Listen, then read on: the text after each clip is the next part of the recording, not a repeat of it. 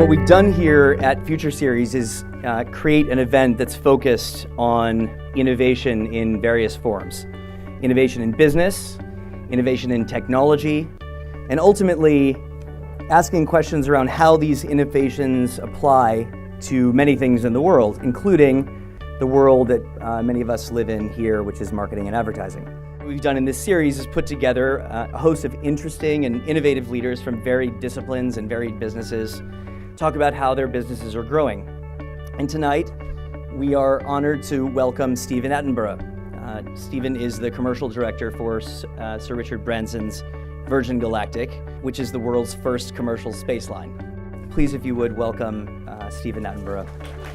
Virgin is a pretty unique brand, I think. I'm safe in saying that, in that it's hard to think of another company name, another brand which you could put in front of just about any product or service, and it comes with an expectation of a style of delivery. That is something that a lot of companies would like to do, very few achieve. Virgin doesn't always get it right, but it's probably done it to a greater extent than just about anybody else I can think of. And Virgin Atlantic and the others that have done well with the Virgin Group have done that because they've put the customer first, they've led by innovation, they've just done it differently, they've done it better, and people love that. I think the other thing that Virgin has done quite well, and again, there's a direct sort of allusion to what we're doing in space, is that this is the story of a man as much as a story of a business. This is, we announce businesses early and we tend to tell the story warts and all. Sometimes it doesn't go right, but people like a relationship which they feel is a real relationship, a human relationship. And I think we have always understood public relations, and most people say that Virgin's really good at PR. I don't know what that means, but I think for us it means that we understand PR, public relations, to be a relationship with the public. And it's about communication, telling the story, and making people feel a part of it. When we look at the challenges over the next 30, 40, 50, however many years you want to look at them, and there are some big ones clearly down here. We have a burgeoning global population, we have energy issues, we have all sorts of issues. We're a very ingenious race or species, fortunately, but I think that when you look at these range of challenges, it becomes very clear there's no silver bullet, there's no button that you're going to press which is going to solve everything. But what we have always believed, and we believe more than ever now, is that access to space is going to really matter. What we really want to understand before we press the first button on this project is whether anybody wants to buy it. And so we set up a website, and this is one of the first things I did, the Virgin Galactic website, and we played that video on the website, and we said we're going to build a bigger version. Don't know how long it's going to take, don't know what it's going to look like. We're going to take people to space, not quite sure what that experience is going to be like, not quite sure who's eligible to go. But if you'd like to sign up, do it here. And by the way, we want $200,000 up front. And actually, we were then overwhelmed. I mean, the registrations came in by their hundreds, then their thousands, then their tens of thousands. And one of the great things about having early customers is that hopefully you get a better product at the end, if you listen to them and if you engage with them. I want to talk just quickly, and maybe we can talk about in questions afterwards, about the sort of Virgin Galactic, the brand, and how we've tried to manage that. It's a very powerful brand.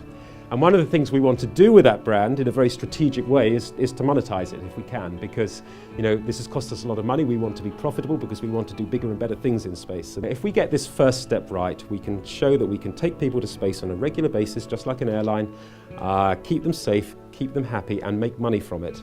Then we think that the pace of innovation could be really, really quite dramatic.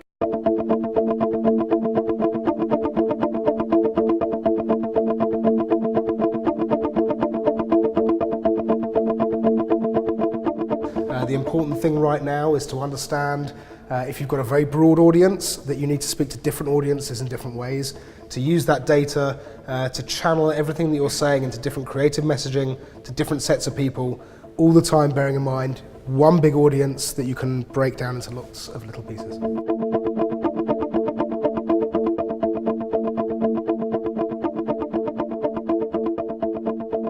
I think you have to look at what does the parent brand represent.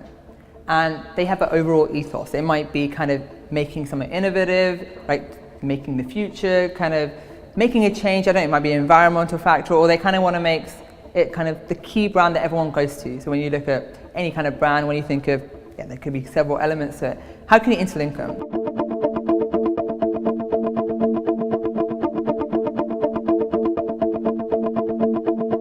So, the beauty of having a multi-channel strategy is that, there's an option to have it, delivering all the ads at once, and also just prolong that, that visual aspect by rotating the channels so people see that the branding across different channels at different times. User journey again, looking at different factors, whether it's price, focusing on price 1 month, and then another month the actual experience. I'm saving my Virgin points to go to space.